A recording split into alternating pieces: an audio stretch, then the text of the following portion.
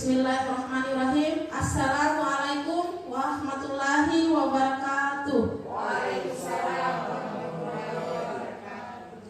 Acara sosialisasi budaya positif yang terdiri dari 5 posisi kontrol guru, teori motivasi, dan keyakinan kelas oleh Bapak Rahmat Munawir, Sarjana Pendidikan, CGP Angkatan 8 Kabupaten Dompu, segera dimulai. Marilah kita sama-sama membuka acara ini dengan sama-sama melafazkan basmalah. Bismillahirrahmanirrahim. Selanjutnya kita akan masuk ke acara kedua, yaitu menyanyikan lagu Indonesia Raya. Kepada Bapak dan Ibu guru dimohon berdiri.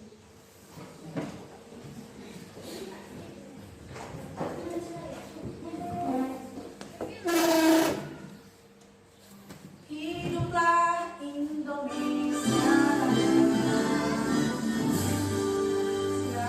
Indonesia tanah airku, tanah tumpah darahku.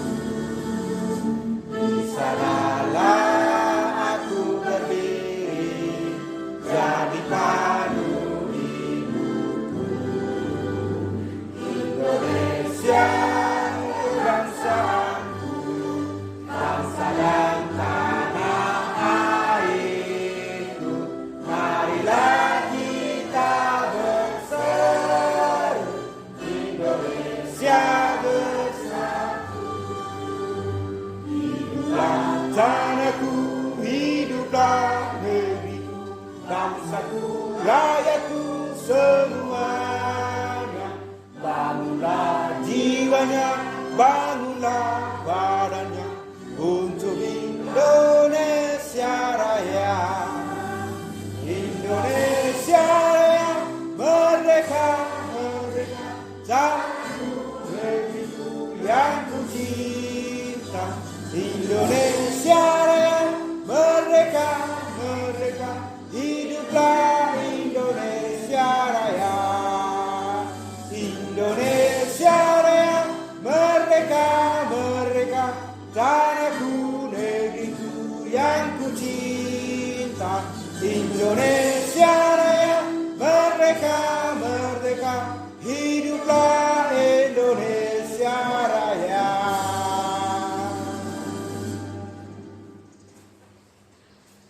Terima kasih. Terima kasih Bapak dan Ibu guru, silakan duduk kembali. Selanjutnya sambutan Kepala SMAN 1 Kilo oleh Ibu Linda Hartati, Sarjana Pendidikan. Kepada Ibu Linda Hartati, Sarjana Pendidikan, waktu kami persilakan.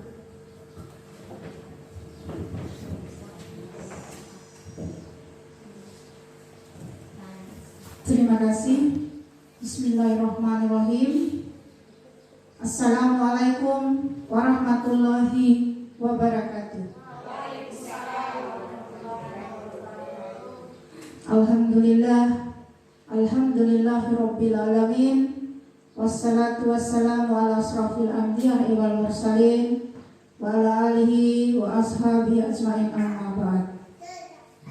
Marilah tak henti-hentinya kita mengucapkan puja dan puji syukur hadirat Allah Subhanahu wa ta'ala, Tuhan yang Maha Esa, yang selalu melimpahkan rahmat serta karunia-Nya kepada kita semua, sehingga pada hari ini kita bisa hadir di ruangan guru guna mengikuti sosialisasi budaya positif yang akan disampaikan oleh rekan guru kita, Bapak Rahmat Munawir, Sarjana Pendidikan, calon guru penggerak Angkatan 8 Kabupaten Dompu.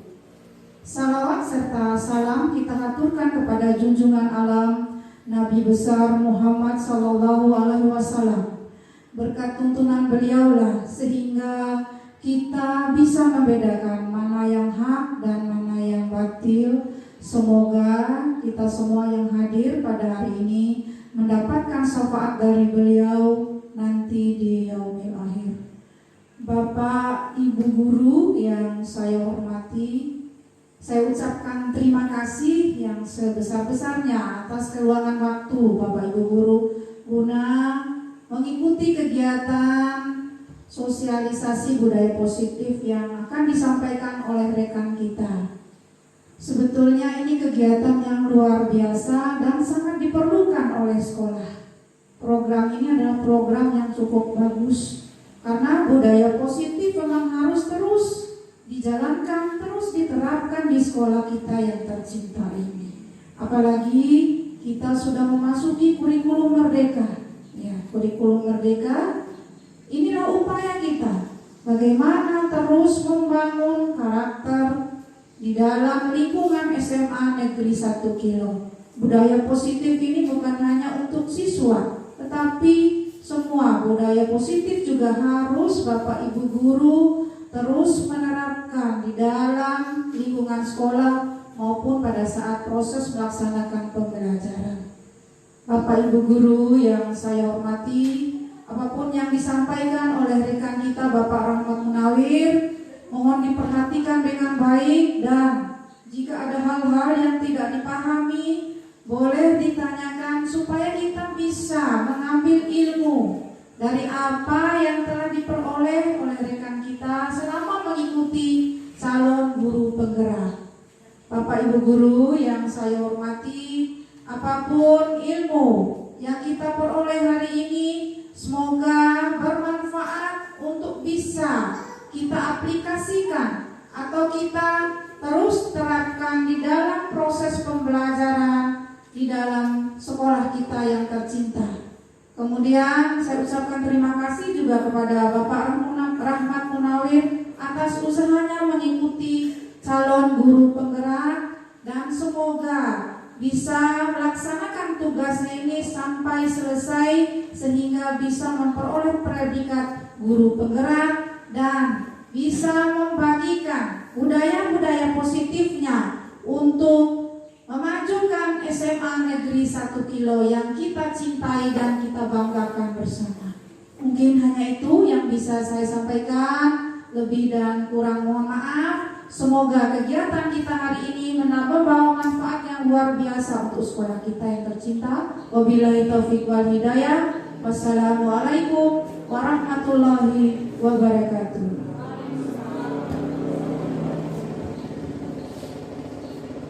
Kepada Ibu Linda Hartanti, Sarjana Pendidikan, kami ucapkan terima kasih.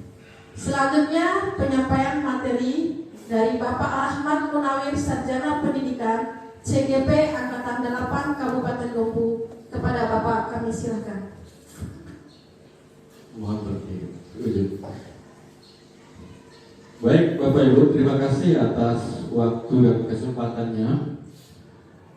Sebelum kita mulai materi kita, saya ingin mengajak Bapak Ibu untuk biar lebih semangat kita ya.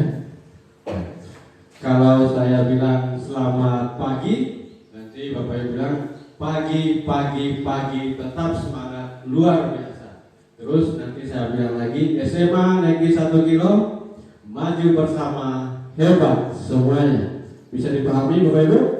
Baik, bisa kita mulai. Selamat pagi.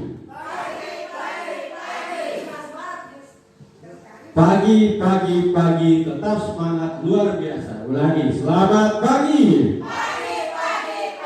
Tetap semangat luar biasa. SMA 1 Kilo, maju bersama luar biasa. Oke, ulangi lagi. SMA 1 Kilo, Maju bersama luar biasa. terima kasih, tepuk tangan untuk kita semua yang ada di ruangan ini. Baik Bapak Ibu, kita langsung saja ke materi kita hari ini. Saya mohon untuk persiapkan dulu slide.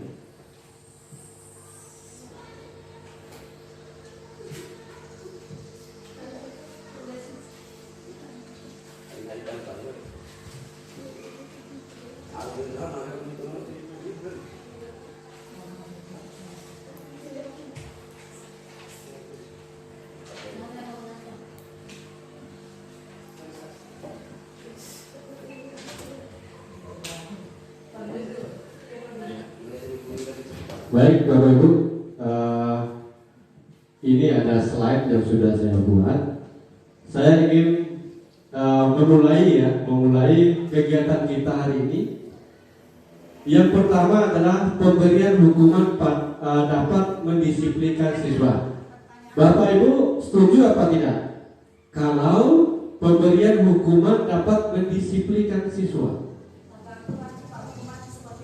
tergantung hukuman seperti apa. Ya, kita biasakan angkat tangan Bu ya, biar komunikatif kita. Bapak Ibu yang lain ada yang setuju atau tidak? Saya hanya minta setuju atau tidak. Kalau kita memberi hukuman, apakah itu dapat mendisiplinkan siswa kita? Setuju? Setuju, baik, terima kasih. Yang selanjutnya, pemberian hadiah dapat meningkatkan prestasi siswa. Setuju nggak? Setuju.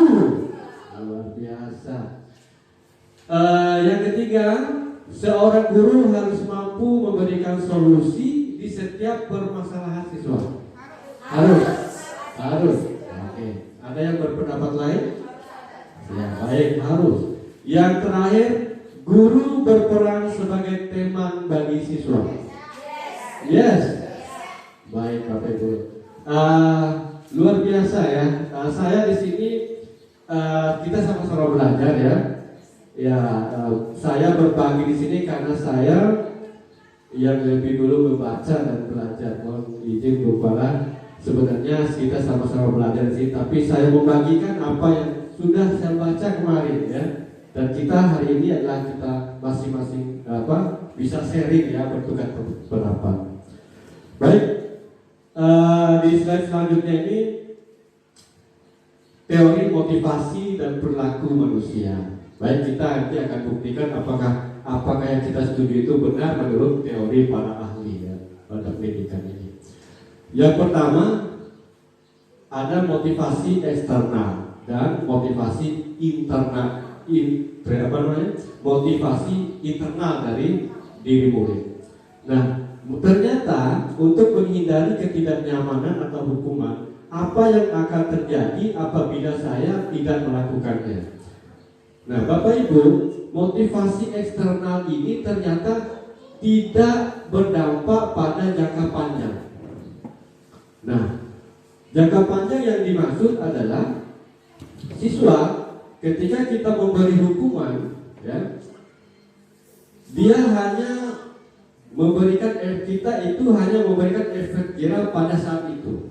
Misalnya, Bu, ya bersifat sementara, tetapi jangka panjangnya itu tidak dapat kita jamin bahwa dia itu akan berubah. Misalnya seperti ini. Seorang siswa dia datang terlambat. Kemudian di depan gerbang itu kita beri dia hukuman. Kita jemur dia di depan jalan itu sampai jam 9 misalnya. Pada keesokan harinya dia memang akan mengalami efek jerah. Dia tidak akan mengulangi lagi. Tetapi pada jangka yang panjang itu tidak akan merubah dia. Dia hanya takut kepada guru tersebut yang memberi hukuman ternyata. Dalam teori motivasi, memberi hukuman terhadap siswa itu hanya berdampak pada jangka pendek saja, tidak berdampak pada jangka panjang. Nah, kemudian untuk mendapatkan imbalan dari orang lain atau institusi, apa yang akan saya dapatkan apabila saya melakukannya? Ini juga lahir pada motivasi dari luar. Nah, motivasi dari luar ini sekali lagi ketika kita memberi imbalan. Nah, kemudian keesokan harinya kita berdiri lagi di depan gerbang, Bapak Ibu. Datang lagi siswa yang lain terlambat. Nah, kemudian kita memberi hadiah. Maukah kamu untuk datang cepat besok? Saya akan beli kamu bakso misalnya. Ini nanti saya traktir kamu bersama teman-temannya. Kalian saya akan mentraktir baksonya. Oh, senang sekali dia. Dia senang sekali. Kemudian kita masuk lagi ke dalam kelas. Kemudian kita menjumpai anak yang malas mencatat atau malas mengerjakan tugas. Lalu kita menghibur dia, mengajak dia, dan kita memberikan dia hadiah. Kamu mau nggak mencatat sampai habis, nanti Bapak kasih hadiah buku. Dia senang sekali dan dia mencatat. Nah, apa yang terjadi Bapak Ibu? Ketika kita memberikan sebuah hadiah kepada peserta didik kita untuk memotivasinya, memotivasi untuk belajar, ya, percaya atau tidak, kita sudah dalam tidak sadar kita sudah membuktikan bahwa motivasi eksternal itu hanya berdampak pada jangka pendek saja. Bayangkan Bapak Ibu, kalau besoknya kita kehabisan uang untuk beli bakso. Bayangkan kita kehabisan permen atau kehabisan buku, ya kan? Mereka itu siswa kita akan merasa kecewa, Bapak Ibu. Dia akan merasa kecewa dan sudah tidak ada lagi semangat untuk belajar. Ya. Dan ini ternyata, lanjut Pak, slide-nya. Ya, ternyata memberi hadiah itu ternyata itu adalah sebuah hukuman. Menghukum siswa pada jangka panjang. Ya, nanti bisa kita diskusikan. Kita kembali ke Ki Hajar Dewantara. Menurut Ki Hajar Dewantara, merdeka itu artinya tidak hanya terlepas dari perintah, akan tetapi juga cakap buat memerintah diri sendiri. Artinya yang harus kita munculkan pada siswa itu adalah motivasi dalam diri atau motivasi internalnya. Nah, kita dalam kurikulum Merdeka Belajar, kita tidak boleh, yang pertama kita tidak boleh menghukum siswa. Yang kedua, kita tidak boleh memberi hadiah atau penghargaan yang berlebihan sehingga itu membuat motivasi jangka pendek. Nah, apa yang akan kita lakukan? Ya, kita harus memberikan motivasi internal, yaitu motivasi yang tumbuh dari kesadaran diri anak tersebut.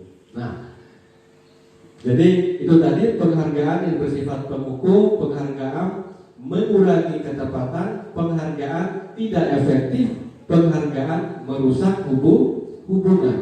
Kalau sudah besok dia sudah rajin, tapi kita kehabisan untuk dia beli bakso, itu akan merusak hubungan.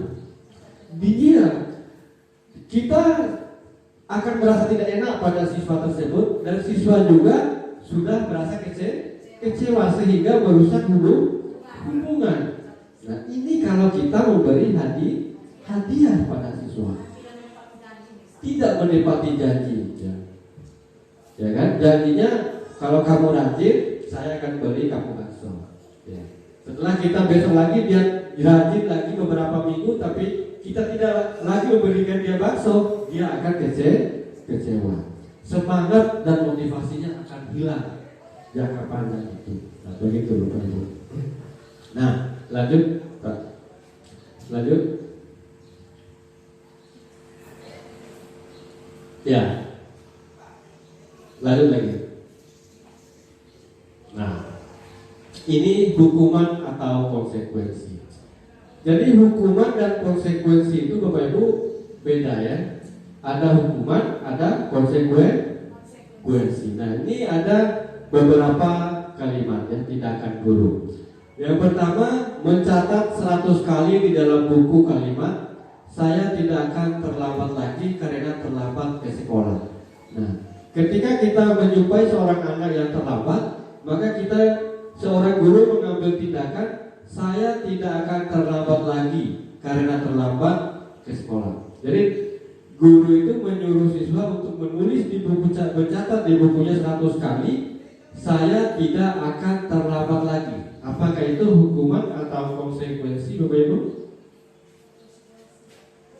Konsekuensi. Baik, konsekuensi ya. Ada yang itu hukuman? Ibu Suci, hukuman apa konsekuensi? Hukuman, ya menarik. Kemudian lari mengelilingi lapangan basket 2 kali karena terlambat hadir di sekolah karena terlambat mengikuti jam PJOK. Hukuman apa konsekuensi? Hukuman. Baik. Murid diminta untuk push up 15 kali karena tidak menggunakan masker ke sekolah. Hukuman atau konsekuensi? Hukuman. Konsekuensi, Bapak. Kemudian menggantikan kertas tugas teman yang telah dicoret-coret. Hukuman apa konsekuensi? Konsekuensi. Baik, luar biasa. Membersihkan tumpahan air di meja tulis karena tersenggol pada saat belajar. Konsekuensinya. Baik. Murid disuruh untuk tidak menggunakan sepatu seharian di sekolah karena tidak menggunakan sepatu hitam. Nah, aturan sekolahnya harus menggunakan sepatu hitam, tapi dia tidak menggunakan sepatu hitam. Terus dia disuruh tidak menggunakan sepatu hitam seharian. Itu hukuman apa konsekuensi? Konsekuensi. Baik. Ya. Lari mengelilingi lapangan basket 2 kali karena terlambat 10 menit untuk pelajaran PJOK atau penjaskes. Itu konsekuensi atau hukuman, Bapak? Hukuman. Baik. Lanjut. Ya, ini adalah jawabannya. Yang pertama itu mencatat 100 kali di halaman buku saya tidak akan terlambat. Ternyata itu adalah hukuman.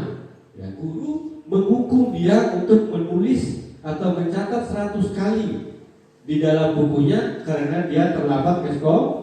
Nah, itu hukuman ternyata.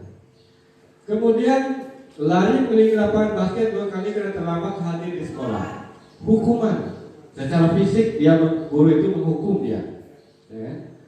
Kemudian menggantikan kertas tugas temannya yang telah dicoret-coret. Ya, konsekuensi. Ya. Disuruh menggantikan, Bapak Ibu, tapi dia tidak dihukum, tapi dia disuruh gantikan. Itu konsekuensinya. Ya, konsekuensi. Kemudian membersihkan tumpahan air di meja tulis karena tersenggol pada saat belajar. Konsekuensi. Dia sudah menumpahkan air dan kita guru menyuruh dia untuk membersihkan meja itu. Itu konsekuensi. Kemudian murid disuruh untuk tidak menggunakan sepatu seharian di sekolah karena tidak menggunakan sepatu. Lalu diam-diam kita tanpa pengetahuan kita langsung melaporkan dia ke wali kelas atau guru BP. Ya kan? Nah, itu tidak boleh juga sebenarnya dilakukan. Yang harus kita lakukan posisinya adalah sebagai manajer. Manajer itu kita langsung memberikan solusinya atau menuntut anak itu untuk bagaimana memperbaiki diri, memperbaiki kebiasaan-kebiasaannya. Kita harus bisa memotivasi anak dalam dirinya, yaitu memberikan tanggung jawab dan sebagainya. Makanya Bapak Ibu, saya sangat penting di kita ini adalah kita membentuk atau membuat dalam kesepakatan kelas. Ini adalah kesepakatan kelas ini adalah kekuatan kita sebenarnya dalam mengembalikan siswa. Apa tujuannya? Yaitu menjadikan siswa yang bertanggung jawab atau beriman dan sebagainya. Jadi kita kembalikan anak itu ke profil pelajar Pancasila. Ya, jadi keyakinan kelas itu ada termuat profil pelajar Pancasilanya di keyakinan kelas itu. Nah, lewat keyakinan kelas inilah kekuatan kita supaya anak ini benar-benar menjadi pelajar yang berprofil Pancasila. Paham Bapak Ibu? Oke, lanjut slide-nya. Terus sampai ke keyakinan kelas. Ya, keyakinan kelas merupakan kesepakatan kelas yang diyakini bersama oleh guru dan murid selama proses pembelajaran. Dengan adanya keyakinan kelas di setiap kelas diharapkan dapat mewujudkan tujuan pendidikan yang berorientasi kepada profil pelajar Pancasila. Ya. Ada pertanyaan sampai di sini, Bu? Ya, saya ulangi. Keyakinan kelas merupakan kesepakatan kelas yang diyakini bersama oleh guru dan murid selama proses pembelajaran. Dengan adanya keyakinan kelas di setiap kelas diharapkan dapat mewujudkan tujuan pendidikan yang berorientasi kepada profil pelajar Pancasila. Lanjut.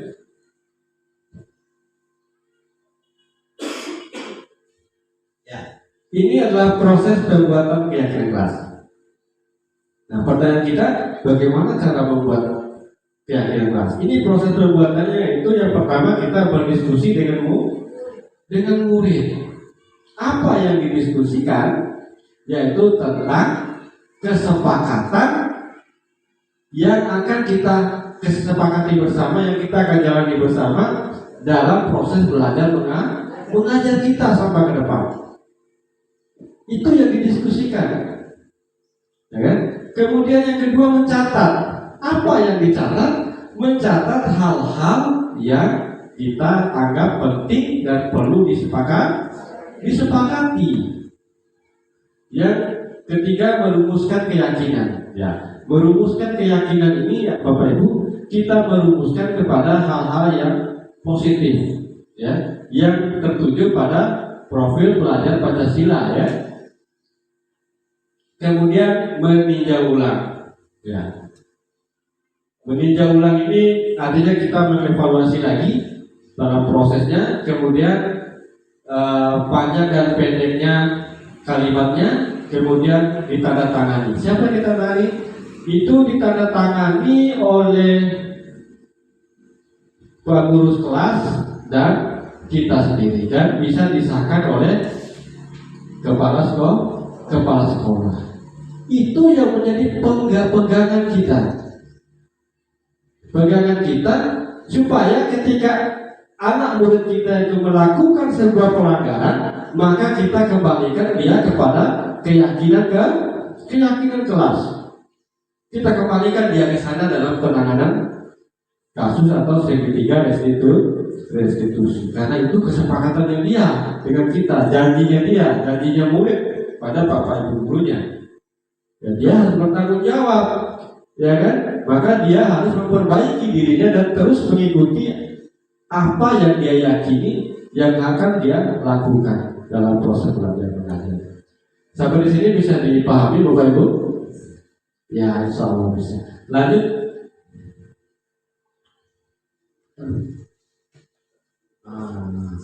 Siswa dan guru mendiskusikan peraturan kelas yang dibuat awal tahun dan mengevaluasi pelaksananya. Lanjut.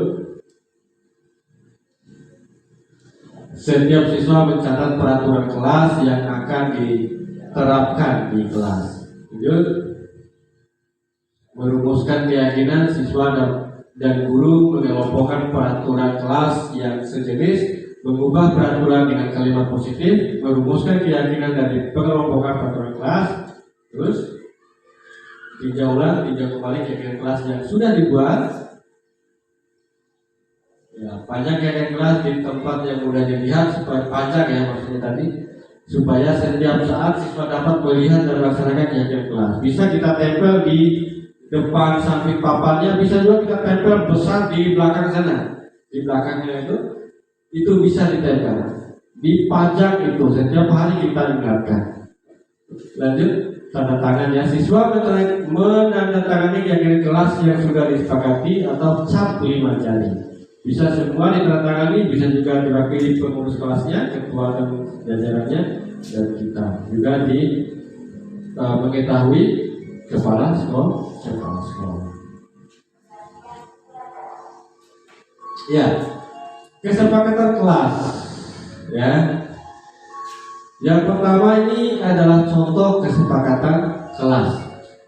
Tepat waktu masuk dan keluar kelas. Nah, ini saja yang kalau disepakati ini ketika dia datang terlambat, kita bisa kembalikan ke sini dia. Tepat waktu masuk dan keluar ke. Kemarin sudah saya awali, saya coba buat kesepakatan kelas di kelas 12 IPA 1. Mereka tulis semaunya mereka sepakati. Kemudian dalam catatan itu saya suruh baca satu-satu dan saya tuliskan di papan. Ya, saya sudah membuatkan itu kemarin itu. Kemudian apa itu? Tidak mengganggu barang dalam kelas. Artinya tidak mengganggu barang temannya, misalnya buku, tas, buku dan segala macam. Berdoa sebelum dan sesudah belajar, menyimak penjelasan guru, bertanya jika tidak mengerti, empati terhadap sesama teman, tidak mengganggu barang dalam kelas, tidak boleh duduk tidak boleh duduk berjalan atau berlari di atas bangku.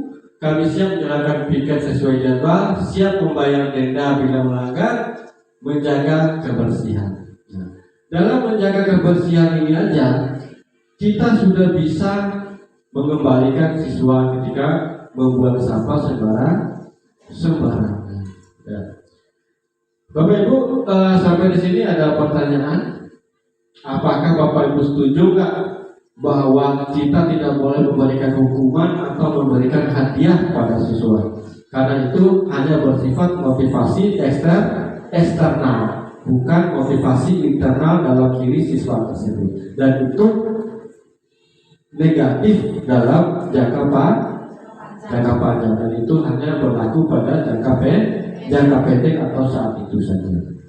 Nah, dengan keyakinan kelas, apakah Bapak Ibu setuju nggak ketika kita menyelesaikan masalah dalam kelas dan menyelesaikan siswa kita tidak boleh menghukumi, kita tidak lagi beri hadiah, dan kita kembalikan dia ke keyakinan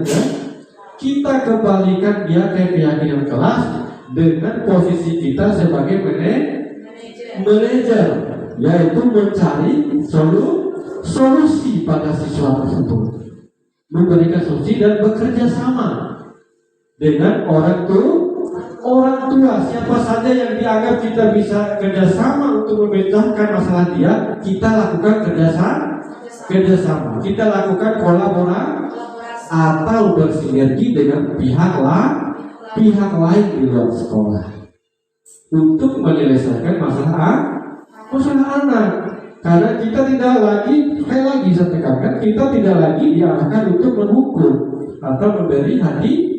Yang kita lakukan adalah sebabnya Pak.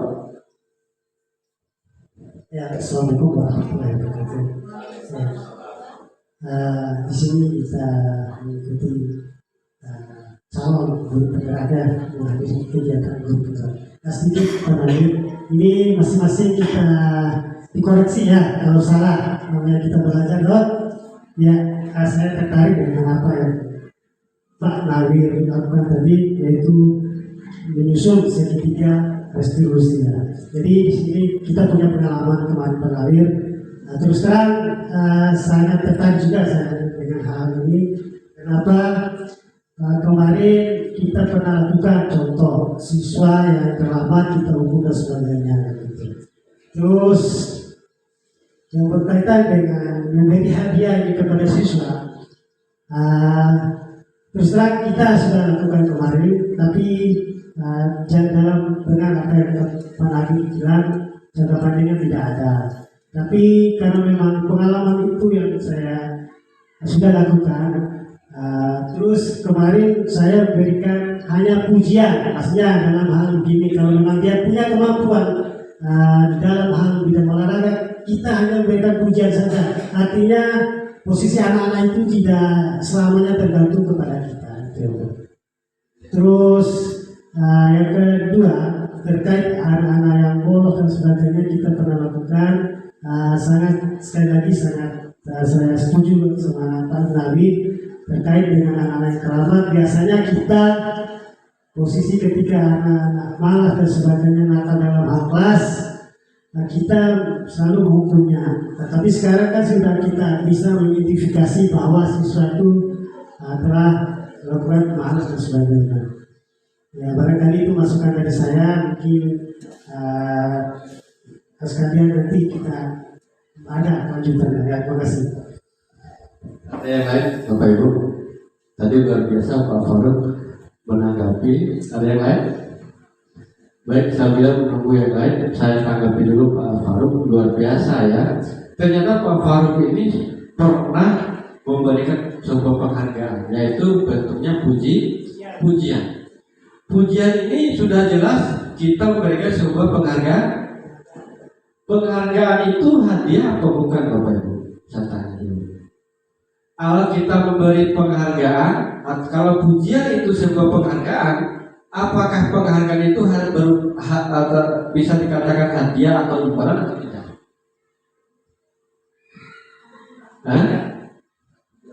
Ya, hadiah ya.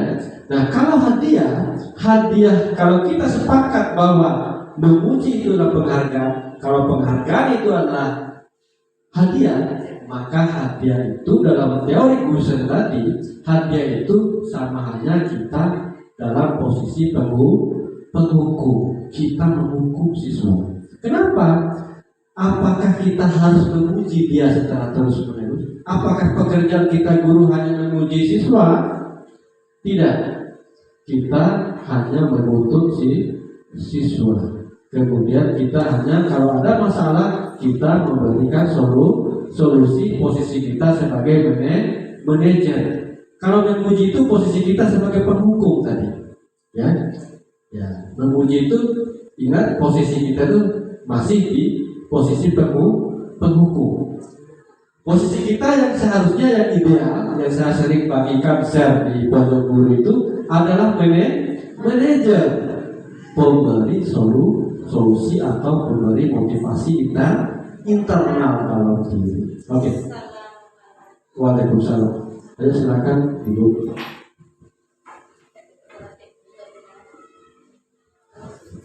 Ya, assalamualaikum warahmatullahi wabarakatuh. Ini Pak Munawir, di dalam kelas itu di saat jam matematika itu sendiri seringkali siswa yang enggan untuk mengerjakan tugas mungkin karena matematika itu sendiri mungkin dirasa beratkan oleh siswa. Tetapi saya selalu memberikan hal-hal seperti ini Pak Munawir. Apa sih kewajiban kalian terhadap orang tua kalian? Orang tua sudah melaksanakan sebegitu banyak kewajiban kalian terhadap anak. Contoh, kalian datang sekolah diberikan motor atau diberikan motor. Yang kedua, karena ini adalah zamannya 4G dan sebagainya, HP yang Android orang tua berikan. Yang ketiga, uang jajan. Setiap hari, kalikan 10.000 saja atau 5.000. Dikalikan per minggu berapa uang jajan? Begitu banyak. Terus pagi harinya mungkin kalian tidak sempat setrika baju, disetrikain oleh orang tuanya. Dan setelah itu lagi memenuhi makan sebelum kalian datang sama orang tua memberikan sarapan pagi. Lalu kalian coba bertanya dalam diri kalian, apa sih yang pernah kalian lakukan untuk orang tua kalian? Kewajiban kalian sebagai anak. Mari anak-anakku, sempatkan waktu kalian belajar, tidak usah terlalu banyak anak-anakku. Jangankan 1 jam, berapa menit pun itu sangat bangga untuk orang tua kalian. HP, jangan kalian, kalau kita sudah mindsetnya negatif, HP itu bisa negatif. Kalau kalian sudah berpikirnya akan membuka hal yang positif di HP itu, semuanya akan hal yang positif. Artinya apa anak-anakku? Mari kita manfaatkan hal-hal yang sudah dunia canggih dan IT ini. Kalian buka saja matematika, misalnya tentang bilangan. Di YouTube itu kalian ketik bilangan, akan muncul tren tentang bilangan. Kalian buka Google Chrome, kalian lihat apa materi matematika besok misalnya mengenai bilangan. Ada semua itu anak-anakku. Tergantung dari dalam diri kalian sendiri. Saya sering seperti itu pemerhati, tapi alhamdulillah setelah masuk besok saya memperhatikan hari ini tidak. Ternyata seperti itu. Tapi saya sebagai guru matematika harus jadi lagi pemengalir dalam hal misalnya mereka memberikan sebuah PR atau tugas. Ini hasil jerih payahnya saja. Jerih payah siswa atau hasil karya siswa sendiri atau hanya contekan dari teman-teman yang lain. Tetapi saya panggil satu-satu pemengalir, panggil satu-satu. langsung kelihatan mana yang betul-betul pengerjaannya sendiri, mana yang harus contekan dari teman atau dari kelas sebelah misalnya. Oh, nggak boleh seperti ini, kita harus belajar kasih orang tua. Misalnya hal-hal seperti yang saya bangun kemarin. Terima kasih. Baik, luar biasa. Bapak Ibu, saya minta pendapat lagi. Posisi Ibu Putri tadi itu di posisi mana? Apakah penghukum, pembuat merasa bersalah, sebagai teman, pemantau, atau manajer? Manajer. Ya, Manajer. manajer.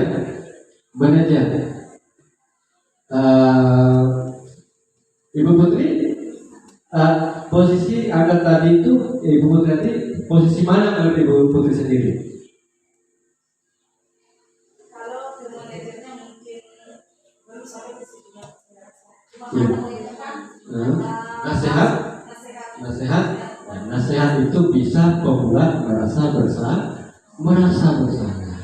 Jadi ke manajernya belum. Ya, jadi Ibu Putri belum menuntut anak itu untuk benar-benar menemukan solusi masalah pada anak itu. Hanya membuat anak itu merasa bersalah karena sudah menyusahkan orang tuanya dengan menyia-nyiakan HP yang dibelikan, kemudian uangnya belanjanya itu sia-sia. Jadi merasa bersalah anak itu sehingga mengakibatkan anak itu secara psikologisnya bisa mengalami minder dan sebagainya. Yang harus dilakukan Bapak Ibu adalah sekali lagi posisi kita sebagai manajer menemukan solusi pada masalah pada anak itu. Baik, terima kasih. Kembali ke tadi Pak, keyakinan kelas, karena kita terakhir kegiatan kita ini adalah membuat keyakinan kelas. Baik, sambil saya bagikan. Ya, keyakinan kelas ya.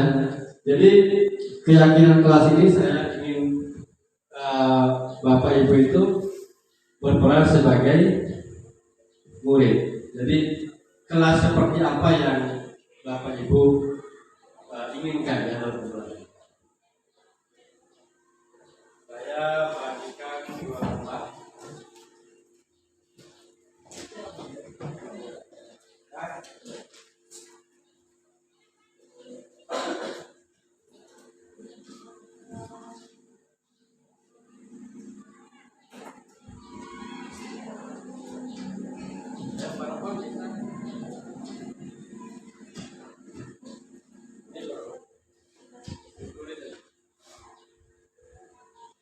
Ya, silakan Bapak Ibu menulis keyakinan kelas apa yang Bapak Ibu inginkan ketika Bapak Ibu itu adalah sebagai murid, supaya kita tahu gambarannya.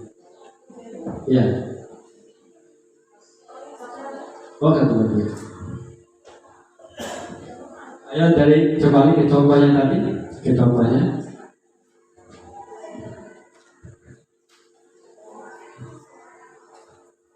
Ya, contoh keyakinan kelas tadi, selanjutnya.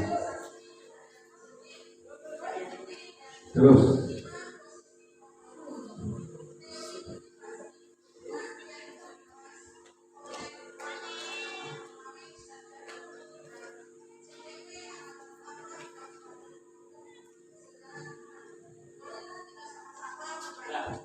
Tapi jangan begitu, itu hanya contoh saja.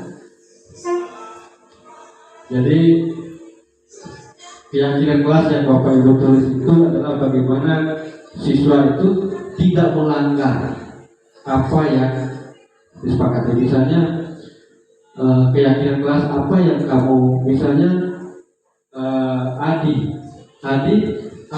apa yang kamu inginkan dalam proses belajar ini? Proses pembelajaran seperti apa, aturan atau kesepakatan yang harus kita kesepakati supaya kita ikuti bersama. Saya ingin,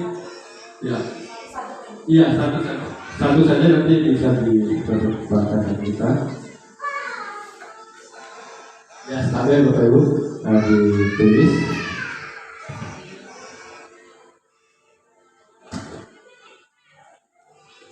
Ya, kalau sudah langsung ditempel di kertas manila yang sudah saya sediakan.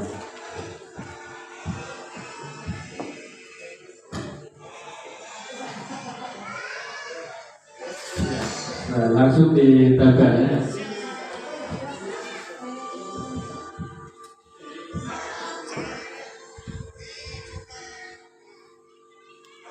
Ya.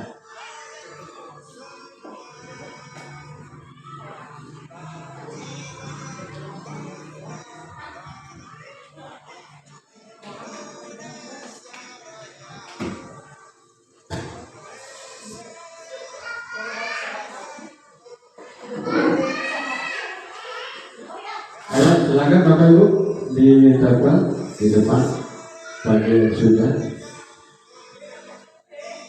Jadi berdoa sebelum dan sesudah belajar, menyimak atau penjelasan guru, bertanya jika tidak mengerti, empati terhadap sesama teman, tidak mengganggu barang dalam kelas, tidak berduduk atau berjalan atau berlari di depan bangku.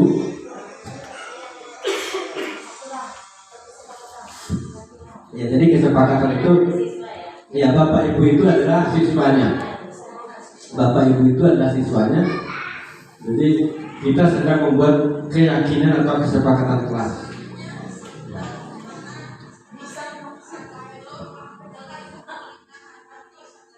Ya, terima kasih.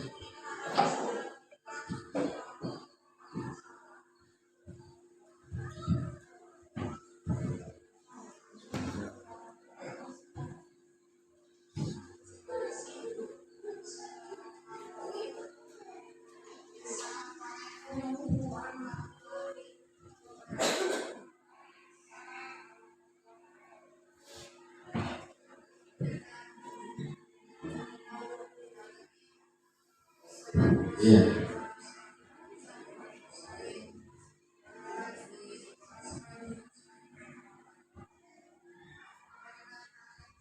Sudah.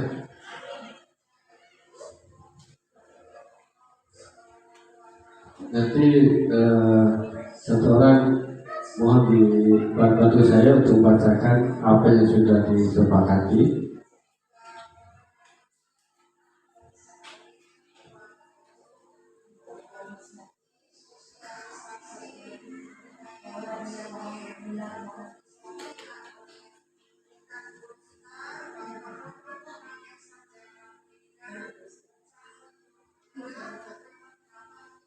Sudah Pak Baru?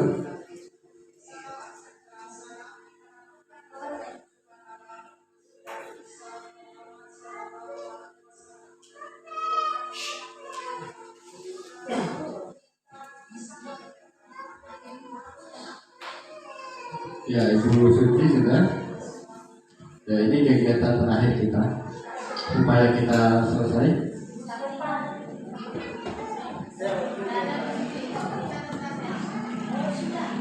Sudah. Ya.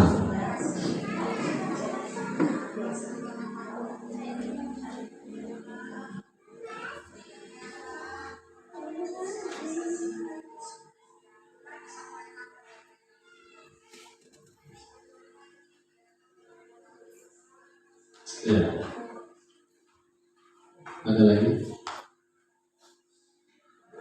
Oh ya, Ibu Bianto. Ya, tolong Pak Firman ya, Pak Firman bacain di depan. Pak Firman bisa bantuin bacain yang sudah diterpa sama Bapak Ibu Guru.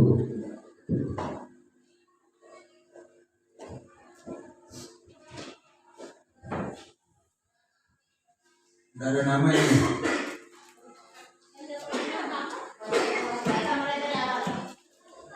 Langsung saja Pak. Yang pertama, tidak boleh tidak dalam kelas, tidak boleh tidur dalam kelas. Yang kedua, tidak boleh makan di dalam kelas. Terus, saling peduli, menghargai dan membantu sama lain. Saya mengharapkan belajar yang disiplin dan aktif dalam kelas. Belajar yang menyenangkan. Saya ingin belajar sesuai mata pelajaran. Saya akan mematuhi perintah guru, mengerjakan tugas tepat waktu. Terima kasih, tepuk tangan dulu. Ya, terima kasih Pak Firman, saudara pendidik. Luar biasa kesepakatan yang sudah kita bangun. Ini Bapak Ibu bisa membuat mulai dari sekarang atau mulai dari besok, Bapak Ibu sudah bisa membuat kesepakatan kelas di kelasnya masing-masing. Ya, kesepakatan kelasnya ini seperti ini. Disuruh tulis, kemudian nanti tadi ada tahap-tahapnya. Besok kalau ada kesulitan bisa saya bantu besok. Ya, ada yang kesulitan saya siap membantu ya. Jadi Bapak Ibu, ini penting. Kenapa kita membuat kesepakatan kelas bahwa ketika anak-anak itu punya masalah, maka kita bisa menyelesaikan masalah itu untuk mengembalikan mereka pada keyakinan kelas yang sudah kita sepakati.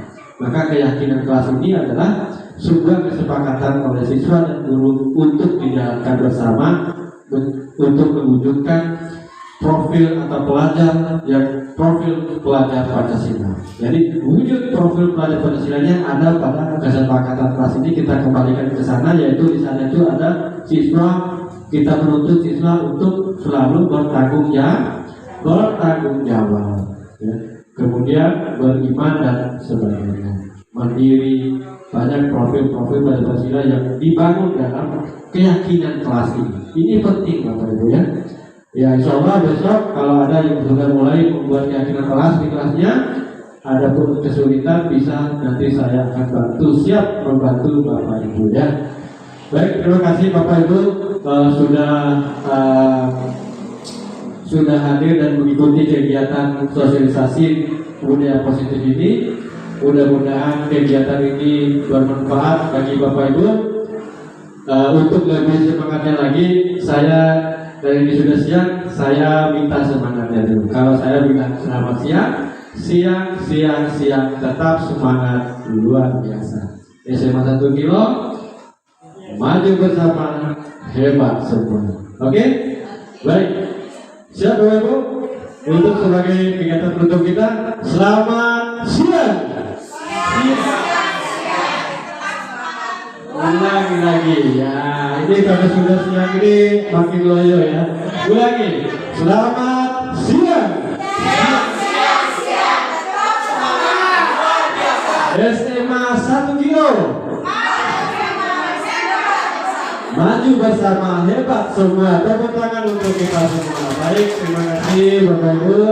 Akhirnya kegiatan sosialisasi dan guru CGP berbagi dalam budaya positif ini merupakan kegiatan aksi nyata saya terakhir di modul 1, dan insya Allah selesai ini dan saya akan sudah masuk ke modul 2.1. Ya, doakan saya semoga bisa selesai ini. Mudah-mudahan kegiatan ini bermanfaat. Akhirnya saya tutup. Wabillahi taufiq wal hidayah. Wassalamualaikum warahmatullahi wabarakatuh.